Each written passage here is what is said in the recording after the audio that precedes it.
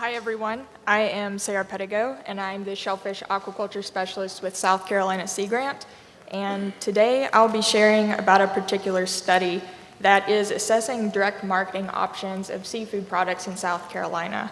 So this survey was spurred from the need to diversify seafood channels as an impact of COVID. Particularly when producers had product to sell and ready to go, and those normal avenues weren't there. And so this study is being carried out by South Carolina Sea Grant in partner with Clemson University, and there are 3 objectives that it will accomplish. The first was to interview shellfish producers to gather motivations, concerns, and expectations about this transition to direct marketing. The second objective was to measure beliefs, attitudes, and behaviors of seafood consumers, and this was done through administering a survey. And the third objective was to determine consumer preferences and willingness to pay for specific offerings of seafood products. And so first, to gather the perceptions of the producers in this transition to direct marketing, interviews were held with a variety of seafood businesses. These businesses included producers of oysters, clams, soft-shell crabs, and shrimp, so the normal shellfish products coming from South Carolina. There were 5 interviews in total, and these took place during COVID shutdowns, so they were via Zoom. So in general, the takeaways from the interviews were that producers were interested in doing direct sales, but there were concerns with moving forward in doing so. And some of those concerns are highlighted in the quotes here. For example, getting at the right avenues for the product that we offer with the price that we want. Or shipping hasn't made sense yet. The price is high and I've not done it, so I'm not certain the best way forward. So given that input and some of the questions that they asked, the next step was to design a survey that would help to better understand the current purchasing behaviors, attitudes, and motivations of seafood consumers. So this survey was carried out by Clemson, and it was done using Qualtrics. And respondents of this were seafood consumers from South Carolina, North Carolina, and Georgia. And in total, there were about a little over 1,000 respondents to this. And so, as I said, this did look at shellfish products in general for South Carolina, but I'll share results about oyster consumption and purchases today. So to start, when looking at preference for cooking style of oysters, there was a pretty even distribution, with fried or grilled being slightly the favorite and raw being slightly the least favorite. When consumers were asked where they're eating oysters, just over 60% of consumers indicated they do consume oysters at home, but restaurant consumption did dominate. When consumers were asked how many times are they purchasing oysters direct per year, just over 40% indicated that they are not doing so, but over 33% indicated they're doing so more than 3 times per year. Then to focus specifically on raw purchase or consumption of oyster products. So when consumers were asked, do you only feel comfortable eating raw oysters in cold weather months? Though there's a fairly even distribution of responses here, just over 30% disagreed with this, while almost 40% agreed with this statement. And so that point, paired with the most popular option being neither disagree or agree, it could be that there's a great need for educating consumers on when it's safe to consume oysters and what types of oysters are safe to consume when. So then looking at where consumers are going to purchase raw oysters direct. When given choices of in-person, online, or by phone, the in-person option is used much more than the others. And then looking at this a bit further, when consumers are purchasing raw oysters direct and doing so in person, they're most often going to seafood markets and least often going direct to the producer.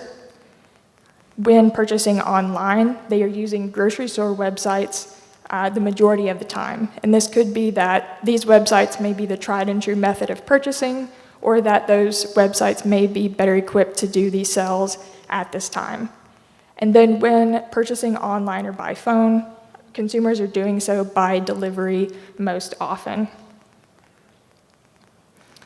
Then looking at what consumers are spending when they're purchasing raw oysters direct. For singles, this is within the $16 range to the $100 range most often, and this seems pretty typical of what a producer might be able to offer, in the sense of fulfilling a lot of small orders may take a lot more effort than having a set quantity on the higher end. And then when looking at clusters of oysters, that same price point range seemed to be the popular result, but tended toward the $50 to $100 range a little bit more. And this could be that there are extra costs associated with weight or space if delivering, or that clusters of oysters are often consumed at events. And so consumers may be purchasing more product at these. Then looking at motivations or interests in purchasing raw oysters. When consumers were asked how many times per year they would purchase raw oysters direct, the greatest majority indicated this was in the range of 2 to 6 occasions per year. Then respondents were also asked about interest in a subscription service. And so 25% of those consumers that indicated they were interested in purchasing raw oysters direct said that they would like to do this through a subscription service. And key predictors of interest here were that consumers were from a rural or urban area over the suburbs, that they were from a coastal region versus inland, and that they were generally younger and had attained higher education. And then along the lines of that subscription service, how many times per year would consumers want to have those deliveries take place? So the most popular option was 4 times a year, and that was followed by just 1 delivery per year.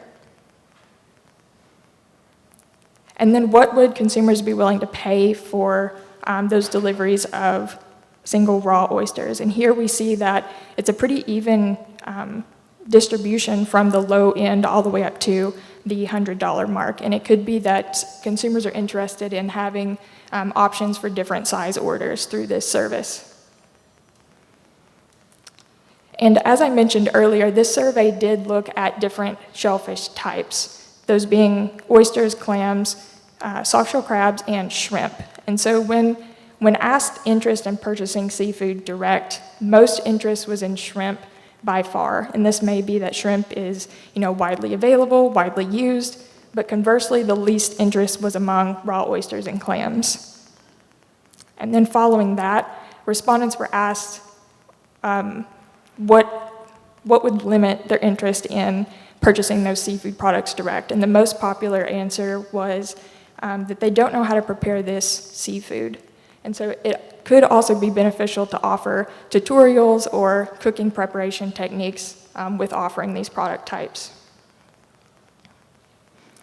So next steps for this survey is going to be assess willingness to pay given a series of purchasing options. So respondents will be asked to make a series of decisions based on certain attributes and trade-offs. So for instance, the fulfillment method, whether they're going to receive this in person or via delivery, the quantity, whether they want a small, medium, large order, or add-ins, whether they want their product delivered with a recipe, spices, or an option to have none of those.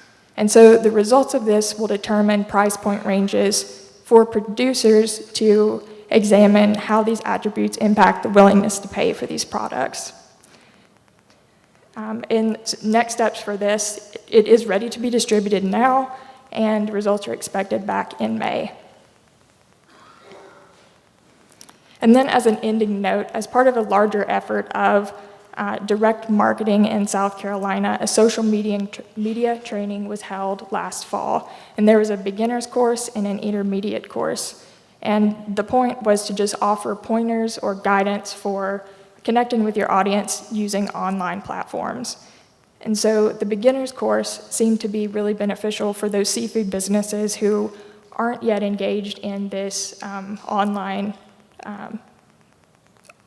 marketing. And so they were able to gain tips about how to start or best practices in doing so. The intermediate course didn't seem so beneficial because businesses that already are engaging online have highly experienced marketing personnel on their teams. But all in all, the course seemed to encourage more attention to detail and more posts through social media. And so it seemed to have some advantages. And so with that, I would like to thank the funders of this research, the National Sea Grant Office, Sea Grant personnel at South Carolina Sea Grant, and our partners at Clemson. Thanks all. Thank you, Sarah. We have time for some questions. Anybody have a question for Sarah? Oh, there's a question in the back, Beth.